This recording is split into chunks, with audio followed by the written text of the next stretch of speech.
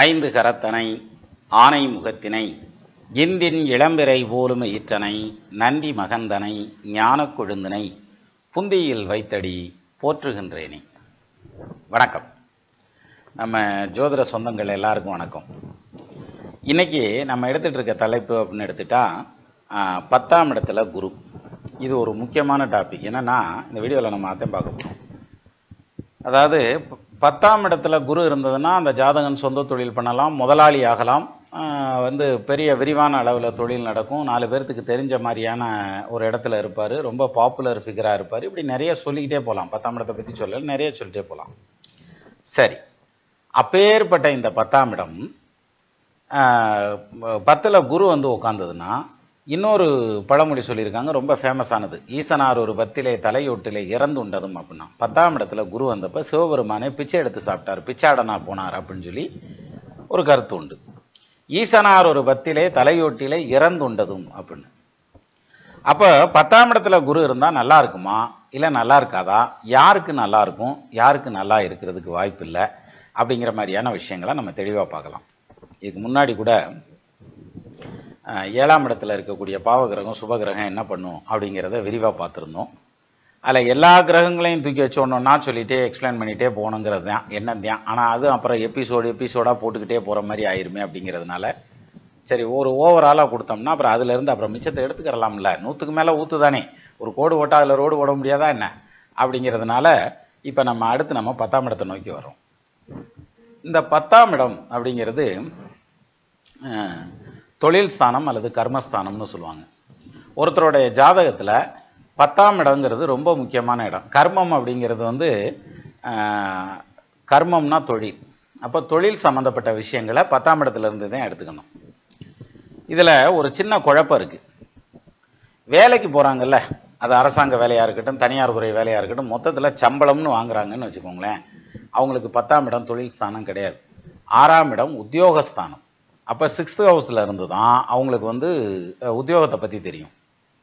இந்த தொழில் அப்படிங்கிறது என்னென்னா, சிலர் பிறந்ததுலேருந்தே அப்படியே தொழிலே வந்துடுவாங்க. எப்படியே பிறந்து படித்து வளர்ந்து ஆளாகி வரையில் அவங்க அப்பா ஒரு தொழிலோடு உட்காந்துருப்பார். வாடா மவனே அப்படின்னு சொல்லி கூப்பிட்டு உட்கார வச்சுட்டு அவர் கொஞ்ச நாள் அந்த தொழிலை அசிஸ்ட் பண்ணிட்டு அவர் அப்படியே ரிட்டையர்ட் ஆகிக்கிடுவார். அப்புறம் பையன் அதை எடுத்து நடத்துவார். அப்புறம் அதுக்கடுத்து அவர் பையன்கிட்ட கொடுத்துட்டு போவார். இப்படி வழி வழியாக போகக்கூடிய தொழில்கள் குடும்ப தொழில்கள்னு சொல்கிறது ஒரு செட்டு உண்டு. இன்னொன்று என்ன அப்படின்னாக்க, தகப்பனார் ஆரம்பிச்சிருப்பார், அவர் சின்ன லெவலில் நடத்திட்டு இருப்பார், அந்த தொழிலை மிகப்பெரிய பூமப்பு கொண்டு போயிருவான் பையன்.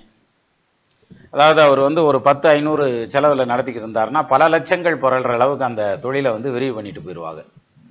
சிலர் பார்த்தீங்கன்னாக்க பல லட்சங்கள் அல்லது கோடிகள் புரளக்கூடிய ஒரு தொழில் தகப்பனார் வச்சிருப்பார், அதில் உள்ள மொத்தத்தையும் காலி வந்துட்டு வெளியில் வந்துடுவான். அப்படியும் இருக்குது.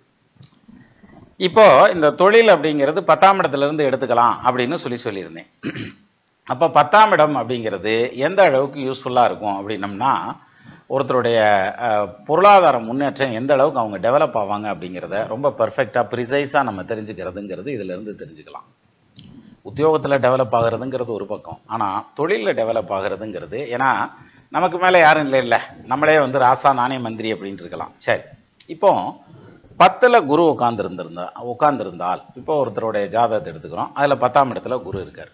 அப்போ இவருடைய தொழில் சரியாக வருமா வராதா அப்படின்னாக்க, 10ஆம் இடத்தில் குரு உச்சமாகி நீசமாகி ஆட்சியாகி வக்ரமாகி அஸ்தங்கமாகி வேற என்ன ஆகி வானாகி மண்ணாகி வழியாகி ஒளியாகி ஊனாகி அப்படிங்கிற மாதிரி எல்லாமும் ஆகி அவர் 10ல் உட்காந்துருந்தாலும் சரி அல்லது பவர்ஃபுல்லாக உட்காந்துருந்தாலும் சரி, அந்த குரு தசை நடந்தால் மட்டும்தான் அந்த பலன்கள் ஆக்டிவ் ஆகும். இல்லைன்னா அது எதுவுமே செயல்படாது.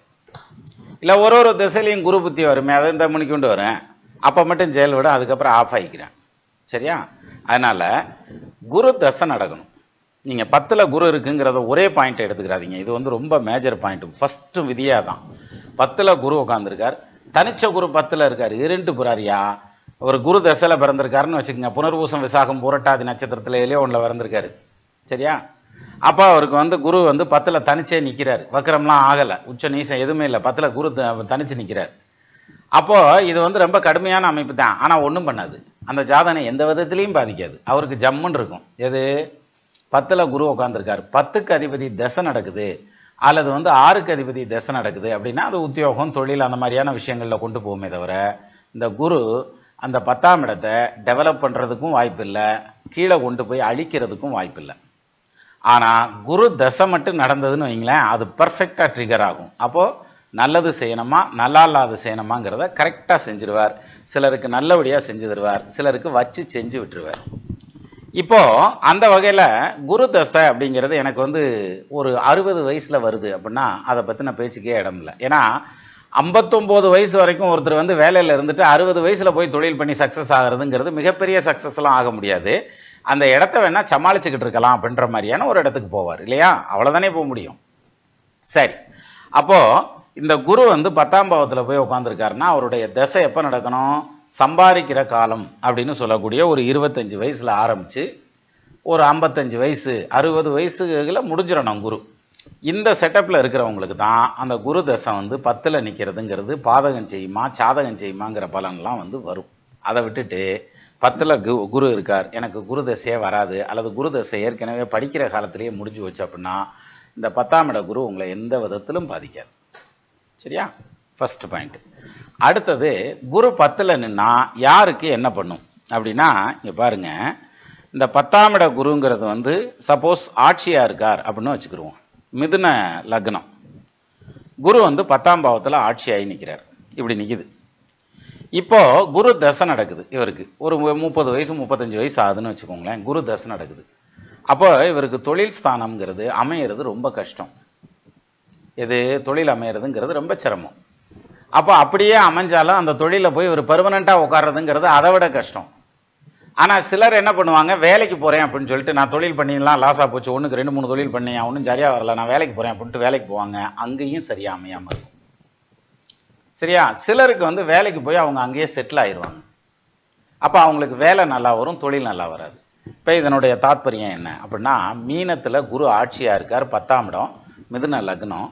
அங்க பூரட்டாதி 4ஆம் பாதம், உத்திரட்டாதி 4 பாதம், ரேவதி 4 பாதம் இல்லையா, அவ்வளவுதான் இருக்கு அங்க. இப்போ இதுல ஒரு சின்ன எடுத்துக்காட்டு, உத்திரட்டாதி நட்சத்திரங்காலில், அதாவது சனியினுடைய நட்சத்திரம் உத்திரட்டாதிங்கிறது, அந்த உத்திரட்டாதி நட்சத்திரங்காலில் குரு உட்கார்ந்துருக்காரு, ஆட்சியாகி உட்கார்ந்துருக்காருன்னு வச்சுக்கோங்க. இப்போ இந்த சனி நீசமாகிட்டார், வக்ரமாகிட்டார், 6, 8, 12ல போய் மறைகிறார். 8ஆம் இடத்துல அவர் மறைய முடியாது, ஏன்னா அவர் ஆட்சி ஆயிடுவார் 8ஆம் இடத்துல. 12ஆம் இடத்துலயோ 6ஆம் இடத்துலயோ அவர் மறைகிறார் அப்படின்னா இந்த குரு திசை 10ல இருந்தாலும் யோகமாவே நடக்கும். அவர் வக்ரமாகாட்டியும் யோகமாவே நடக்கும். அது ஆட்சியா இருந்தாலும் யோகமா தான் நடக்கும், தனிச்ச குருவா இருந்தாலும் யோகமா தான் நடக்கும். எப்படிப்பா, இங்க பாருங்க, இப்ப இதே குரு மிதுன லக்னத்துக்கு 10ல குரு உட்கார்ந்துருக்கார், அவர் சனி சாரம் வாங்கியிருக்கார் அப்படின்னு சொன்னேன். அந்த சனி மேஷத்துல நீசமாகி நிற்கிறார், அல்லது 6ஆம் இடத்துல மறைஞ்சு போய் நிற்கிறார், அல்லது 7ஆம் பாவத்திலேயே நிற்கிறாரியா, ஸ்ட்ராங்கா தாயா நிற்கிறார், ஆனா வக்ரம் ஆயிட்டார் அப்படின்னாக்க, இந்த மாதிரியான கண்டிஷன்ஸ் இருந்துச்சுன்னா இந்த 10ஆம் இட குரு பார்க்கறதுக்கு ஆட்சியா இருக்கு, இவர் கெடுக்கிற மாதிரி இருக்காருன்னு தோணும், ஆனா கெடுக்க மாட்டார், அதுக்கான அமைப்பு இல்லை. சரி, இப்போ நம்ம சனியினுடைய அந்த பொசிஷனை விட்டுருவோம். 10ல குரு நிற்கிறார், இந்த குரு வக்ரமாய் நிற்கிறார் அப்படின்னு வச்சுக்கிருவோம்.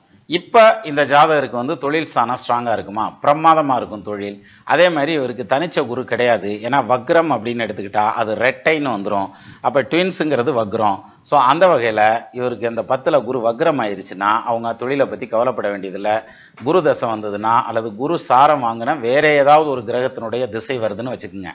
ஃபார் எக்ஸாம்பிள் புனர்பூச நட்சத்திரம் காலில் ராகு உட்கார்ந்துருக்கார், அந்த ராகு தசை நடக்குதுன்னா ராகு தசையில சொந்த தொழில் அமைஞ்சிடும், ஈவன் குரு வக்ரமாய் இருந்தா. சரியா, அப்போ 10ல குரு உட்கார்ந்துருக்கிறது ஆட்சி பெற்ற நிலையில நின்றுச்சுன்னா அது யோகம்னு எடுத்துக்கிட கூடாது, நிச்சயமா சிக்கல்னு எடுத்துக்கிற வேண்டிய ஒரு அமைப்பு சொந்த தொழிலை பொறுத்த வரைக்கும். சரி, இவங்க வேலைக்கு போய் வேலையில பெர்மனண்டா ஒரே இடத்துல உட்காந்துருவாங்களா அப்படின்னா உட்கார மாட்டாங்க. என்ன பிரச்சனைனா, இவங்க கொஞ்சம் கௌரவக்காரங்க. அப்ப என்ன சொல்லணும், சார் வாங்க சார், இதை எடுத்து இங்க வைங்க சார், இதை எடுத்து இங்க வைங்க சார் அப்படின்னு சொன்னாத்தே அந்த வேலை செய்வாரு. ஏல இந்த வேலையை செய்யாம இங்க என்னடா வணிக்கு இருந்த நீயே அப்படின்னு கேட்டான்னா அவளையான் இங்க வாரு, நீயே பிடிங்கிக்கப்பா, என்னால் ஆவாதியா, நாங்க கிளம்புறோமியா அப்படின்ட்டு கிளம்பிடுவார். எங்க ஊருக்கு பஸ் இருக்கு, நாங்களே ஏறிக்கிறோம்ட்டு வந்துருவாரு. அப்போ இவர் முதலாளியை மாத்திடுவார், முதலாளி இவர் ஒன்றும் மாற்ற வேண்டியதில்லை. அது மாதிரியான ஒரு கண்டிஷனுக்கு கொண்டு போறதுங்கிறதும் இந்த 10ஆம் இட குரு. சரி, இப்போ நம்ம ஒரு எடுத்துக்காட்டு பார்த்துருக்கோம். அதாவது ஆட்சியான குரு வக்ரமா இருந்தா தப்பிச்சுக்கிறோம், அவருக்கு கால் கொடுத்தவன் வீக்கா இருந்ததுனாக்கும் குரு தசை நல்லா இருக்கும். இதே கண்டிஷன் தான் இப்போ லக்னம் மீன லக்னமா இருக்கு, 10ஆம் பாவத்துல குரு இருக்கார் அப்படின்னு வச்சுக்கோங்க. இந்த 10ல குரு வக்ரமாய் நின்னார்னா அது யோகமா தான் இருக்கும். அதே இது இங்க வக்ரம் மட்டும் இல்லை அப்படின்னு எடுத்துக்கோங்க. இப்போ வந்து இந்த குரு திசை அந்த ஜாதகரை சிரமப்படுத்துறதுக்கு வாய்ப்பு உண்டு அப்படின்ற மாதிரியான அமைப்பு. அப்ப ஆட்சியா இருக்கக்கூடாதா?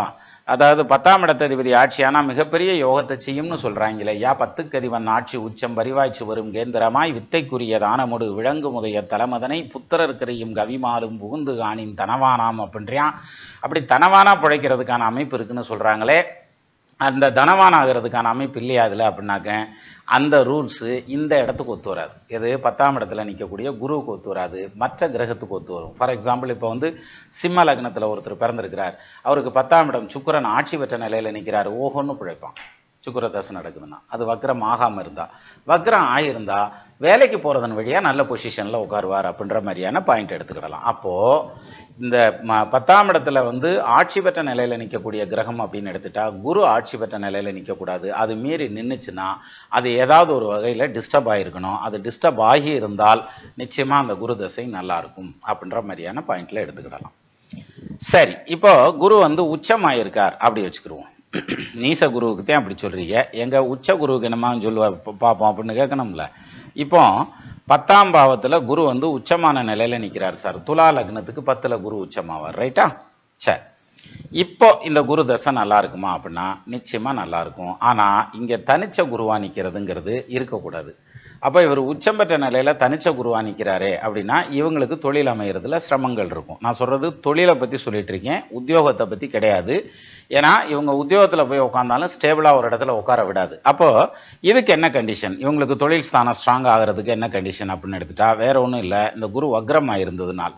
உச்சம் பெற்ற ஒரு கோள் வக்ரமானா நீசமாயிருமையா ஆயிட்டு போறாரு, ஆனா தொழில அதாவது வேலையில நல்லபடியா உட்காருவாங்க.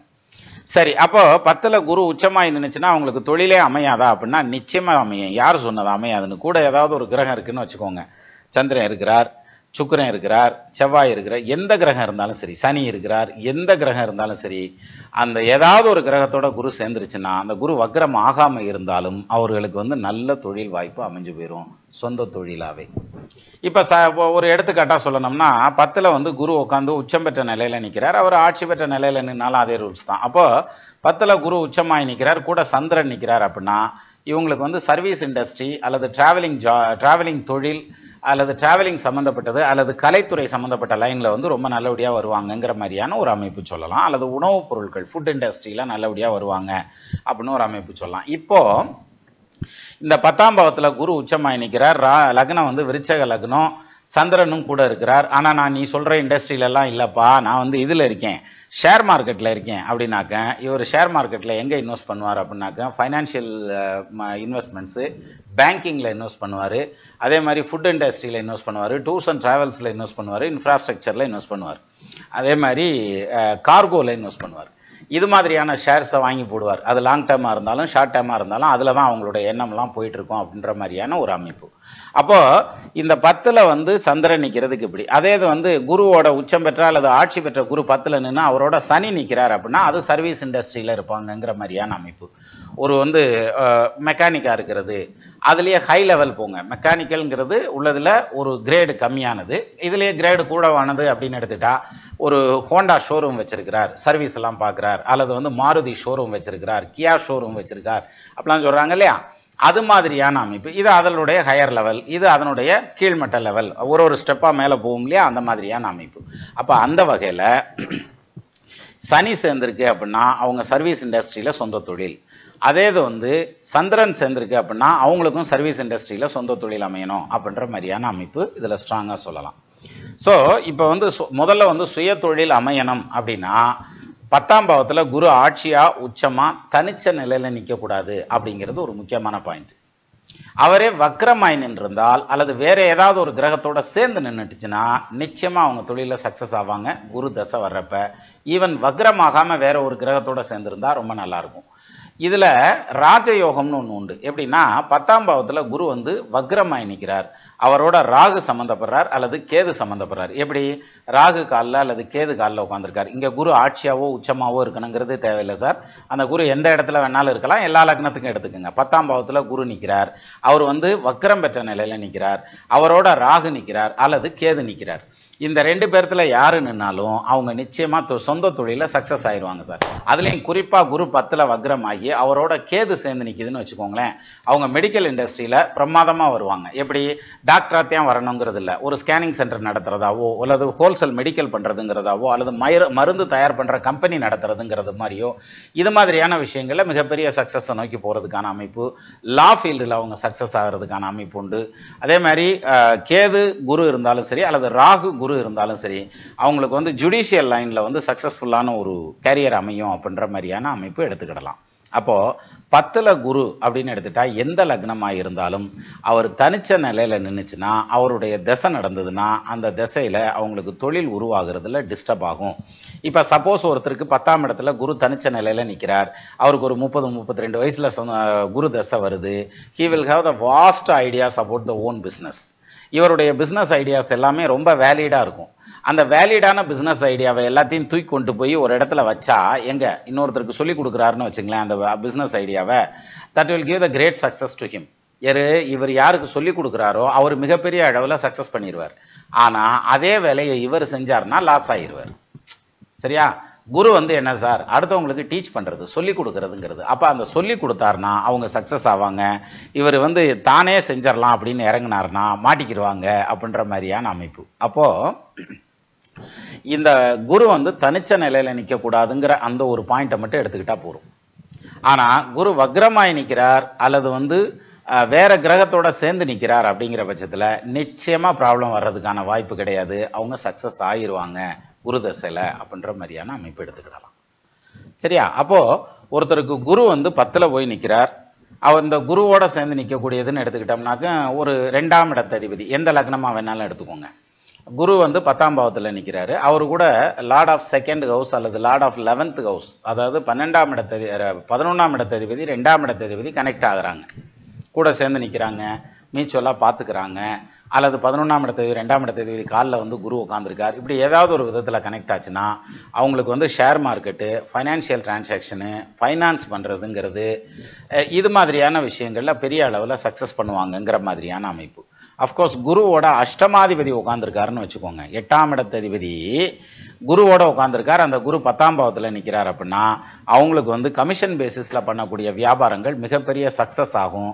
அதே மாதிரி இன்சூரன்ஸ் ஃபீல்டுல வந்து அவங்க பெரிய அளவுல சக்சஸ் பண்ணுவாங்கங்கிற மாதிரியான அமைப்பு இதுல சொல்லலாம். இன்னொன்னு வந்து ஆட்டோமொபைல் இண்டஸ்ட்ரியில பெரிய லெவல்ல வருவாங்கங்கிற மாதிரியான அமைப்பு. ஈவன் இதுல நல்லா கவனிங்க, சுக்கிரனை பத்தி நான் சொல்லல, அஷ்டமாதிபதி எந்த லக்னமா இருந்தாலும் அந்த லக்னத்துக்கு அஷ்டமாதிபதி குருவோட சேர்ந்து 10ஆம் பாவத்துல உட்கார்ந்திருந்தா the business will give the great success to him அப்படின்ற மாதிரியான ஒரு பாயிண்ட் உண்டு. சரி, அப்போ இந்த குரு வந்து 10ல வந்து நிக்கிறதுங்கிறது வந்து தனிச்ச நிலையில மட்டும்தான் நிக்க கூடாது, எத்தனை கிரகத்தோட வேணாலும் நிக்கலாம். சிலருக்கு வந்து பாத்தீங்கன்னா கூட்ட கிரகமா நிக்கும், நிறைய கிரகங்கள் சேர்ந்து 10ஆம் இடத்துல நிற்கும். அப்போ அது மாதிரி உட்காந்துருக்கு அப்படின்னாக்க ஒன்றும் பிரச்சனையே கிடையாது. 10ல கூட்ட கிரகங்கள் இருக்கிறதுங்கிறது தவறு கிடையாது. ஈவன் 11ல கூட கூட்ட கிரகங்கள் இருக்கலாம், அங்கேயும் தவறு கிடையாது. ஏன்னா 10ஆம் இடம் 11ஆம் இடத்துல எல்லாம் மாந்தி கூட இருக்கலாம், தப்பே வராது.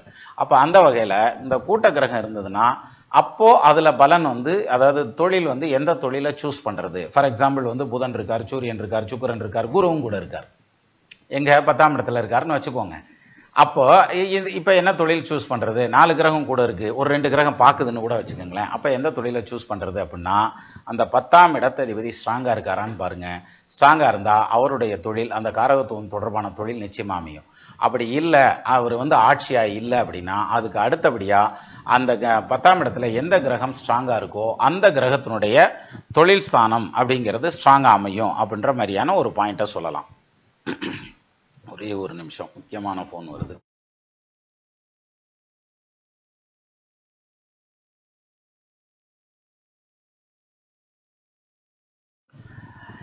அப்ப 10ஆம் இடத்துல வந்து ஏதாவது ஒரு கிரகம் வந்து உட்கார்ந்துருக்கு அப்படிங்கிற பட்சத்துல அவரோட குரு சேர்ந்து நிற்கிறார், ஒரு பிரச்சனையும் இல்லை. சார் 10ல கேது உட்காந்துருக்கார் சார், அவரோட குரு நிற்கிறார் சார். சார் கேது குரு சேர்ந்துருக்கிறது கோடீஸ்வர யோகம்னு சொல்லுவாங்க. இன்னொரு இடத்துல எப்படி வரும்னா கேது குரு டச் ஆச்சுன்னா கண்டிப்பா அவங்களுக்கு கடன் இருக்கும், அதுவும் அபரிமிதமான கடன் இருக்கும். தன்னுடைய சக்திக்கு மீறியும் கடன் வாங்கி வச்சுக்கிடுவாங்க, கடன்ல இருந்து விழுந்து விழுந்து எந்திரிப்பாங்கங்கிற மாதிரியான பாயிண்ட் எல்லாம் கூட உண்டு. அப்ப குரு கேது சேர்ந்திருக்க எல்லாருமே கடன்காரனா போயிடுவானா அப்படின்னாக்கா அப்படி கிடையாது. கேது தசை குரு தசை நடக்கல தான் அந்த கடனுடைய ஹியூஜான பெர்சன்டேஜ் வரும். அதே இது கேது தசையோ குரு தசையோ நடந்து கோச்சாரத்திலையும் அந்த இடத்துல கேது வருதுன்னு வச்சுக்கோங்க, குரு கேது சேர்ந்திருக்க காம்பினேஷன் மேலே கேது வருது அப்படின்னா அந்த பீரியடில் தான் தொழில் வந்து கடனால் நிப்பாட்டிடுறதுங்கிறது, கடனுக்காக இடம் விட்டு இடம் மாறி போயிடுறது, ஊர் விட்டு ஊர் மாறி போயிடுறதுங்கிறது, அல்லது மஞ்சள் நோட்டீஸ் கொடுக்குறேன் அப்படிங்கிறது, ஐபி கொடுக்குறதுங்கிறது, பேங்க்ரப்சி ஆகிறதுங்கிற மாதிரியான அமைப்பு, இது எல்லாமே வந்து அந்த சுச்சுவேஷனில் தான் வரும். அப்போது தனஸ்தானாதிபதினு சொல்லக்கூடியது எது சார்? 2ஆம் இடத்ததிபதி. தனகாரகன்னு சொல்லக்கூடியது யாரு? குரு. ஒரு ஜாதகத்தில் 2ஆம் இடத்ததிபதியும் குருவும் ஏதாவது ஒரு விதத்தில் கனெக்ட் ஆகிட்டாங்கன்னா ஒரு நாள் இல்லாட்டி ஒரு நாள் அவங்க பெரும்பொருள் சம்பாரித்து நிச்சயமாக மிச்சம் வச்சுருவாங்க. சரியா? இப்போ அப்படியே வாங்க. குரு வந்து 11ஆம் பாவாதிபதியோட சேர்ந்திருக்கார். வருமானத்தை குறிக்கக்கூடிய ஸ்தானம் எது சார்? 11. சார் பணத்தை குறிக்கக்கூடிய ஸ்தானம் 2 தான். ஒன்று வந்து 11, இன்னொன்று 2. 2ஆம் இடம்ங்கிறது இரும்பு போட்டு பூட்டி வைக்கிறது. 11ஆம் இடம்ங்கிறது சம்பாரிச்சிட்டு வர்றது, அறுப்பு அறுத்துட்டு வர்றது. அப்போ 11ஆம் இடம் ஸ்ட்ராங்காக இருந்ததுன்னா வருமானம் வந்துடும். 2ஆம் இடம் ஸ்ட்ராங்காக இருந்ததுன்னா இருப்பு நின்றும்.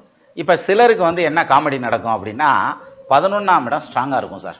அவங்க நினச்சிக்கிறது, அதாவது 11ஆம் இடம் ஸ்ட்ராங்காக இருக்குது, எப்படி நம்மளுக்கு இன்னொரு சம்சாரம் கிடைக்கும் அல்லது இன்னொரு கல்யாணம் நடக்கும் அப்படின்ற மாதிரியான எண்ணத்துலலாம் சிலர் இருக்கிறது. அதெல்லாம் ஒன்றும் கிடையாது.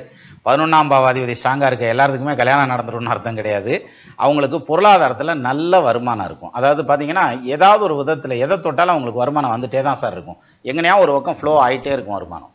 ஆனால் அவங்களுடைய ஜாதகத்தில் 2ஆம் இடத்துல பார்த்தீங்கன்னா ஒரு வக்ரம் பெற்ற கிரகம் இருக்கும், அல்லது வந்து ராகு இருக்கலாம், அல்லது கேது இருக்கலாம். தனிச்ச நிலையிலேயே சொல்கிறேன் நான், தனிச்ச நிலையிலே நிற்குது, அல்லது வக்ரம் ஆகாத ஏதாவது ஒரு கிரகத்தோட லக்னத்துக்கு 2ஆம் இடத்துல ராகு நிற்கிறார், கேது நிற்கிறார். ஒரு எடுத்துக்காட்டாக சொல்லணும்னா சனி நிற்கிறார், சனியோட ராகு சேர்ந்து நிற்கிறார். எது? தனஸ்தானத்தில். ஆனால் லாபஸ்தானாதிபதினு சொல்லக்கூடிய 11க்கு அதிபதி ஆட்சி ஆயிருக்கார். எப்படி?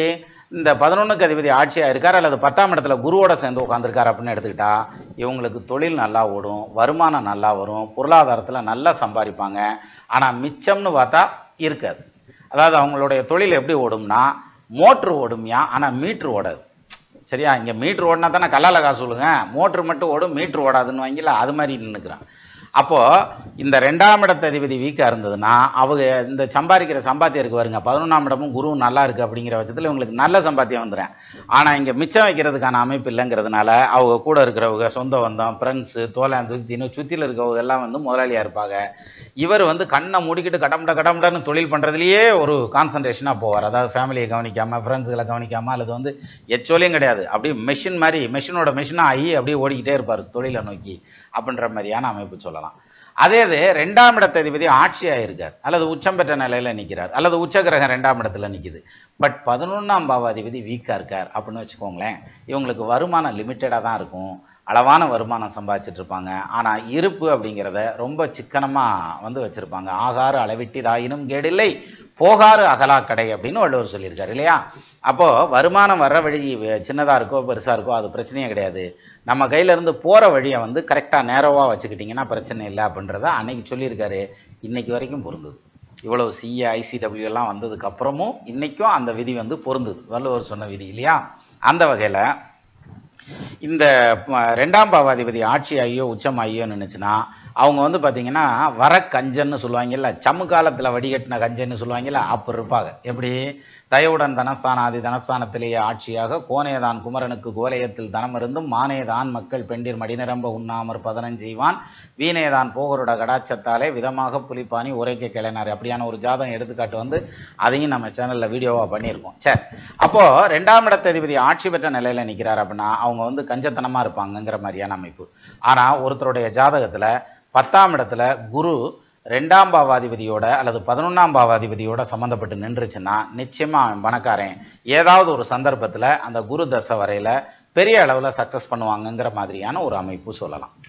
சரியா? இதே இது 9ஆம் பாவாதிபதியோட சம்மந்தப்படுறார் குரு, அல்லது 5ஆம் பாவாதிபதியோட சம்மந்தப்படுறார் அப்படின்னு வச்சுக்கோங்க. அப்போ குரு தசை நடக்குதுன்னு வச்சுக்கோங்க. அந்த டைம்ல சொந்த தொழில் ஆரம்பிச்சாங்கன்னா அந்த தொழிலில் வந்து நிறைய கஷ்டப்படுவாங்க.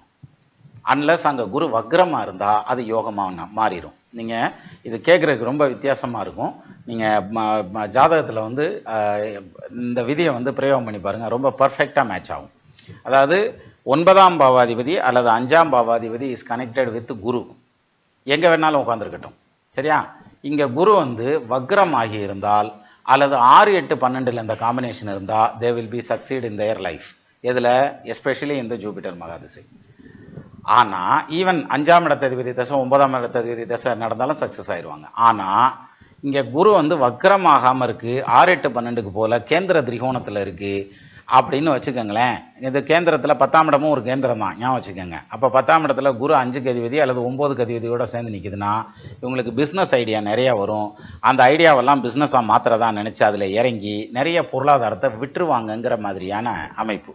இந்த காஞ்சி சிங்கப்பூர் கேட்டிருக்காரு, உங்களுக்கு 1330 உரலும் அத்துப்படியா அப்படின்னு கேட்டிருக்காரு. 1330 அருங்குரலும் 1100 பகர்ந்தெடுப்பின் மன்ன தமிழ் புலவர் வாயேற்க வீற்றிருக்கலாம்னு சொல்லுவாங்க. சரி, அப்போ இந்த இதை பொறுத்த வரைக்கும், அதாவது பொருளாதாரத்தை பொறுத்த வரைக்கும் எடுத்துட்டா குரு வந்து 10ஆம் பாவத்தில் நிற்கிறதுங்கிறது ஒரு யோகமான அமைப்பு. ஆனா அதுல நான் மறுபடியும் முதல்ல இருந்தே சொல்லிடுறேன், குரு தசை வந்து சம்பாதிக்கிற காலத்துல வரணும். அப்பதான் அந்த குரு வந்து எய்தர் பாசிட்டிவ் ஆர் நெகட்டிவ் ஏதாவது ஒன்றா பண்ண முடியும். சரி, அப்ப குரு வந்து நெகட்டிவா கொடுக்கணும் அப்படின்னா 10ஆம் இடத்துல குரு தனிச்சு நிற்பார், வக்ரம் ஆகாம இருப்பார். ஈவன் அவர் ஆட்சியா இருந்தாலும் உச்சமா இருந்தாலும் அல்லது எப்படி இருந்தாலும். சரியா? இப்போ 10ஆம் இடத்துல குரு நிற்கிறார், ஆட்சி உச்சமாயி நின்று வக்ரம் ஆகாம வேற கிரகத்தோட சேராம நின்னார்னா அந்த திசையில தொழில் ஆரம்பிக்கிறத தவிர்த்துறதுங்கிறது நல்லது. அது மீறி தொழில் ஆரம்பிச்சிருந்தா அந்த பீரியட்ல சிரமப்பட்டு இருந்திருப்பீங்க. கமெண்ட்ல போடுங்க, பார்த்துருவோம். சரியா? இன்னொன்னு, அதே இடத்துல, அதாவது 10ஆம் இடத்துல ஆட்சியா இருக்கார் குரு, உச்சமா இருக்கார் குரு. சரியா? மிதுன லக்னம், இது 10ஆம் இடம்னா மீன லக்னம், துலா லக்னம். இந்த லக்னத்துக்காரங்களுக்கு 10ல குரு இருக்கார். அவர் வந்து ஆட்சி உச்சத்துல இருக்கிறார், ஏதோ ஒண்ணுல இருக்கார். அவர் வக்ரம் ஆயிருக்காருன்னு வச்சுக்கோங்களேன். அவர் தனிச்சே நிற்கிறார். அந்த பீரியட்ல சொந்த தொழில் ஆரம்பிச்சிருந்தா ஜெயிச்சிருப்பீங்க. அதையும் சொல்லுங்க. சரியா? அடுத்த பாயிண்ட்டுக்கு வரேன். 10ஆம் பாவத்துல குரு வக்ரம் ஆகல, ஆட்சி ஆகல, உச்சம் ஆகல, எதுவும் ஆகல, தனிச்சு நிக்க கூடாது. கூட ஏதாவது ஒரு கிரகம் நிக்குதுன்னு வச்சுங்களேன், அவங்க ஜெயிச்சிருவாங்க. ஆனா 5ஆம் இடத்ததிபதியும் 9ஆம் இடத்ததிபதியும் நின்று குரு தசையோ 5 9க்கு அதிபதி தசையோ நடக்குதுன்னு வைங்க, அது மறைவு ஸ்தானமா இருந்தா ஜெயிப்பான், கேந்திர திரிகோணமா இருந்தா தோப்பான். அதே குரு வந்து வக்ரமா இருக்குன்னு வச்சுக்கோங்களேன், ஏதோ ஒரு 5க்கு அதிபதியோட 9க்கு அதிபதியோட இருக்கார், அந்த குரு வக்ரமா இருக்கார் அப்படின்னா அந்த குரு தசை நிச்சயமா ஜெயிக்கும். சார், ஒரு சின்ன மாறுபாடும் அப்படி பெரிய அளவில் ரேபிட் சேஞ்ச் அப்படின்னு சொல்லுவாங்கல்ல, அது மாதிரி பெரிய சேஞ்சஸ் எல்லாம் கொடுக்கும். அப்போ ஏன் இப்படி செய்யுது? இதனுடைய அந்த பேஸ் என்ன அப்படின்னா, இந்த குரு வந்து அதாவது முழுமையான சுபகிரகம் சார். அப்போ ஒருத்தனுக்கு தட்டில் சர்க்கரையை கொஞ்சோன்னு வச்சோம்னா சாட்டுக்குருவான். அதாவது விருந்து வைக்கிறோம் இல்லையா, அதில் ஒரு ஸ்வீட் வச்சோம்னா சாட்டுக்குருவான். அதுவுமே இப்போ வேணாம்னு வாங்க, அல்லது பக்கத்தலையில் தூக்கி வச்சிருவாங்க. எனக்கு இடியும் பிடிக்காது, ஏற்கனவே 450 இருக்கு, எப்பா உனக்கு எம்பிட்டுப்பா சுகர் இருக்கு அப்படின்னம்னா அது இருக்கியா 2-3 கிலோ இருக்கு அப்படின்ட்டு போயிடுவான்.